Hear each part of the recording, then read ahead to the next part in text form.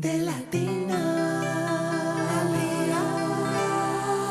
Y continuamos a esta hora de la noche para hablar del alcoholismo, y en los estudios nos acompaña hoy el psicólogo José Ramón Ponce, a quien le agradecemos muchísimo por estar acá en De Latinos, y vamos a tocar este tema tan importante y tan necesario en las familias hispanas. Y bueno, ¿qué podemos decir del alcoholismo y de los hispanos en Estados Unidos?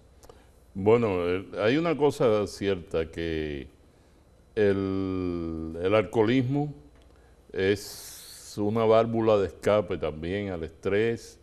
Entonces hay que tratar de controlar, principalmente a nivel de familia y con mucha educación. Es decir, la educación es algo fundamental en el trabajo de prevención del alcoholismo, porque los padres, tutores, maestros deben entender cómo, si el niño ve a los padres tomando alcohol o a los otros familiares en la casa, ellos van a intentar imitarlo.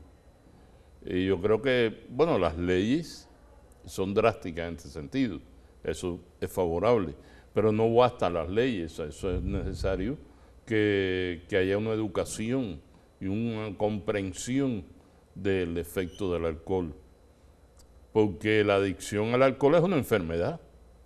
Es una enfermedad que debe ser tratada, entonces. Sí. Claro que debe ser tratada. No es fácil porque involucra los aspectos bioquímicos del ser humano. No tanto como en la drogadicción, pero también involucra aspectos bioquímicos del ser humano.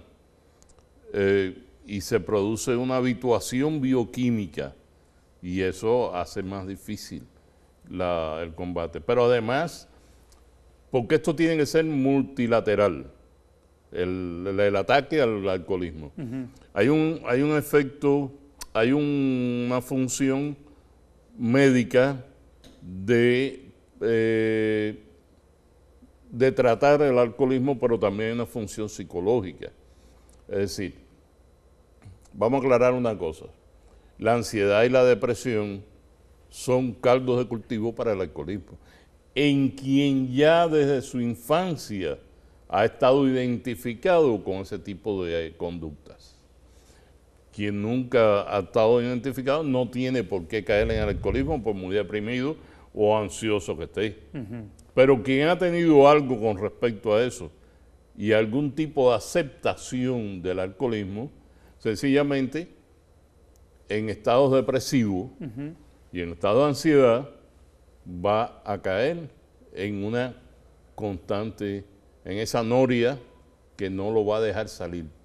Ahora, doctor, es bueno recordar los criterios para definir al alcohólico, en este caso, que está atravesando por ya una enfermedad, porque a veces las personas confunden, ¿no? El tomarse, y lo vemos en los formularios. ¿Usted cuánto bebe diario, socialmente? Cuando hablan de beber socialmente, ¿de qué hablamos? O sea, ¿cómo hacemos para definir esos criterios?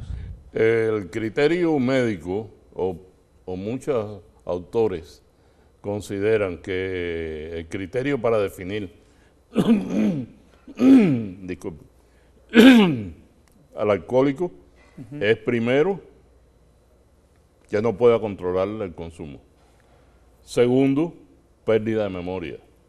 Otro de los criterios es, principalmente esos dos, que no pueda controlar el consumo y pérdida de memoria. Y consumo en el día.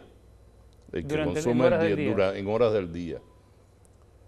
Ese es tres de los varios criterios, porque hay muchos criterios de acuerdo a muchos autores. Claro. Pero tres criterios que a mí me considero muy aceptables son esos tres.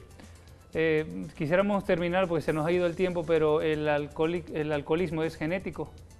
No. No, ¿verdad? Eso hay primero hay investigaciones que no tienen una suficiente validez. En mi opinión, no veo ninguna razón para que el alcoholismo sea genético. El alcoholismo es una práctica que está dada por una confluencia de factores emocionales y educativos. educacionales. Claro.